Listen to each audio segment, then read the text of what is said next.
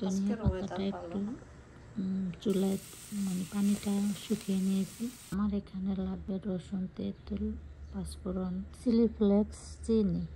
তেঁতুল গুলিয়ে নিলাম আর রসুনগুলো ফালি করে কেটে নিয়েছি। আর লাগবে সরিষার তেল, ভিনেগার। এখানে আমি পাতিলে সরিষার তেল দিয়ে রসুন দিয়ে দিয়েছি, কারণ তেলটা গরম হওয়ার আগে রসুনটা দিয়ে দিতে হবে। কয়েকটা কাঁচামরিচ দিয়ে দিলাম, লবণ, চিলি ফ্লেক্স, ধনিয়া পাতা বাটা। এটা আমি ঠান্ডা করে ব্লেন্ড করে নিয়েছি, তো সেটা দিয়ে দিলাম।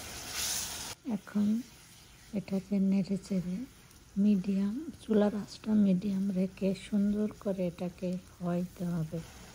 এই পর্যায়ে আমি চিনি দিয়ে দিলাম। চিনি দিয়ে আবার একটু নেড়ে চেড়ে তেঁতুল দিলাম। তেঁতুল দিয়ে নেড়ে চেড়ে পাঁচফোড়ন, আর আমার মনে হলো জালটা একটু কম হয়েছে, সেজন্য আর একটু চিলি ফ্লেক্স দিয়ে দিলাম। এখন এটাকে ভালো করে রান্না করতে হবে। এভাবে নাড়তে থাকতে হবে, তা না হলে আচার নিচে দিয়ে পুড়ে যাবে। আর আচার পুড়ে গেলে আচারের টেস্ট নষ্ট হয়ে যায়, আচার ভালো লাগে না, তিতা হয়ে যায়। তা লাস্ট পর্যায়ে আমি এক টেবিল চামচ ভিনেগার দিয়ে দিলাম।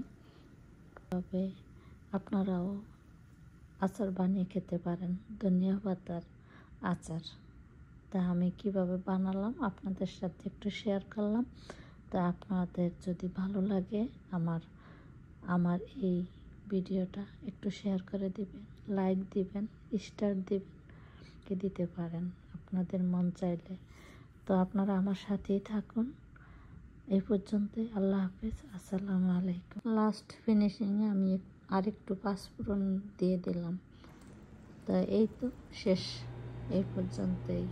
সবাই ভালো থাকুন, আল্লাহ হাফেজ।